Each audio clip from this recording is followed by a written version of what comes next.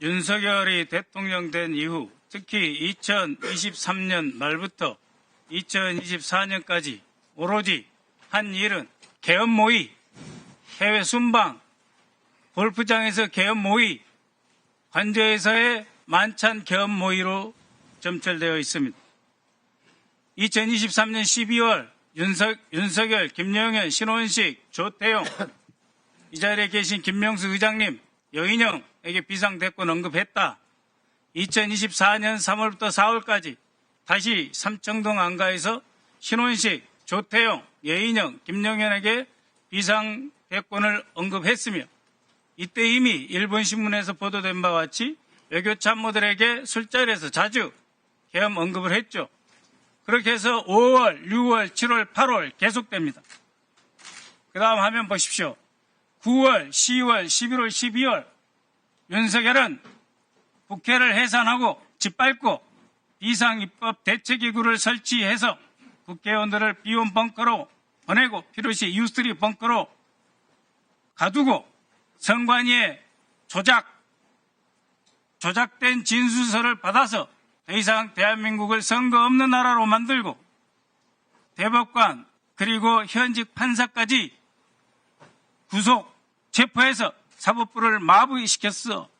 입법, 사법, 선관위 전체를 뒤집어엎고 영구집권을 꾀했습니다. 자, 다음 화면 한번 봐주십시오. 계엄 모의를 위해서 2024년 2월 23일 이진우 소방사령관, 곽종근 특전사령관, 방첩사 방문하셨죠? 24년 3월 20일 이상민 장관 방첩사 방문했습니다. 더욱이 3월 22일 그러니까 여인영 방첩사령관, 신원식, 김영현 등과 만찬한 직전에 윤석열은 31년 만에 처음으로 방첩사를 방문했습니다. 그리고 한 달 뒤도 안 된 시기에 국군 방첩사령부령을 개정해서 사이버 및 대테러 활동을 지원토록 업무 범위를 확장시킵니다. 6월 10일 문상호 정보사령관 또 방첩사 방문합니다.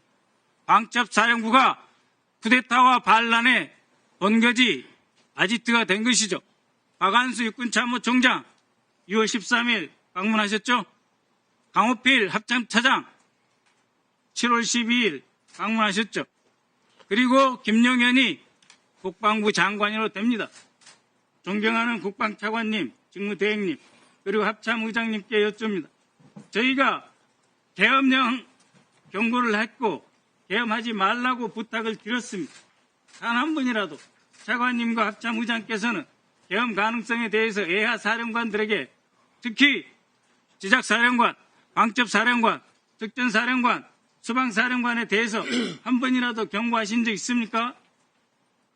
경고하신 적 있으십니까? 계엄 그 자체에 대해서 가정해 본 적이 없었습니다. 그래서 경고하신 적도 없고 체크도 안 하셨죠? 예. 정경환 합참의장님 마찬가지시죠? 예, 저희들 합참에서도 그때 말씀하신 거에 대해서 귀담아 들을 필요는 있었지만 못 들었습니다. 그리고 참모들하고 이해 가능한 거냐? 귀담아 들을 필요 있는데 못 들었다는 게 무슨 말씀이세요?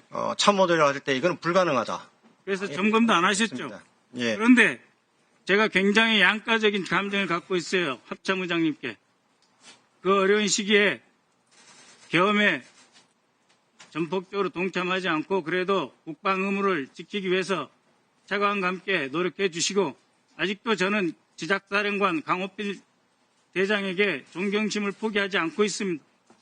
지금 이 엄중한 시기에 세 분이 대한민국 안보를 지키셔야 되기 때문이죠. 그럼에도 불구하고 정경환 합참의장님, 원래 계엄사령부 국방부 건물 5층에 설치하기로 되어 있습니다. 그런데 집통실로 밀고 내려왔어요. 합참의장, 그때 결심실의 의자의 주인공은 합참의장입니다. 그렇지 않습니까?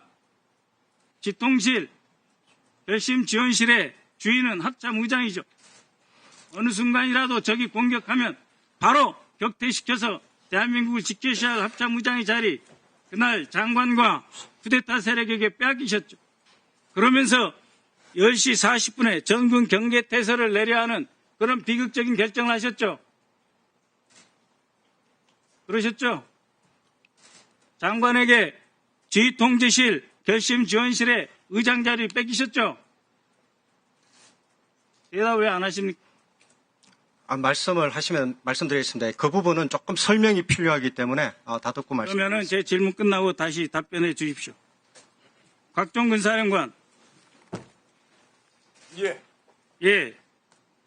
아까 정경환 합참의장이 뭐 북풍 이용하지 않는다 그런 말씀하셨는데 북한의 서울에 북한 테러 부대가 침투할 가능성이 있고 매우 심각하다. 국방장관이 직접 지시한다. 이런 말씀을 애야 부대에 하신 적 있죠?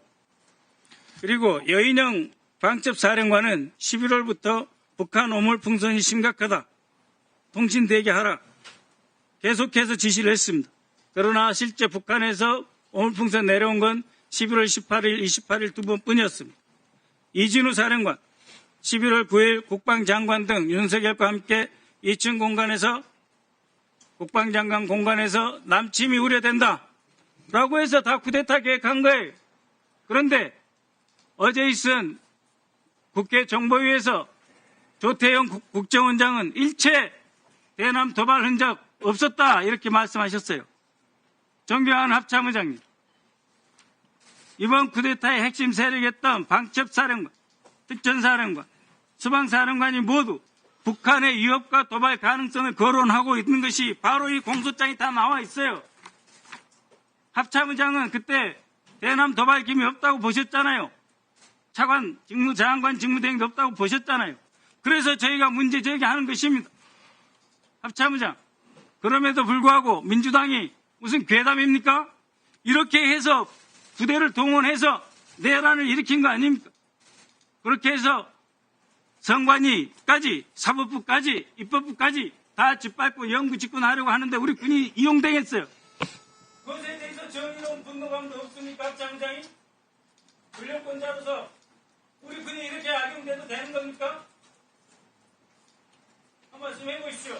예, 진심으로 안타깝고 이 자리에 군복 입은 장군님들이 계시면 안 되는 여기 국회 국방위원회 가 있지 않습니까? 국방위원회도 몇 번 말씀드렸지 않습니까? 그럼에도 불구하고 의장께서 이 자리에 앉아서 이 공소장에 버젓이 북한을 위협을 이용해서 어물풍선 11월 달에 18, 28 딱 뜨고나는데 그럼까지 다 이용해서 비상대응을 준비하고 있는데 의장은 하나도 몰랐다고 그래요.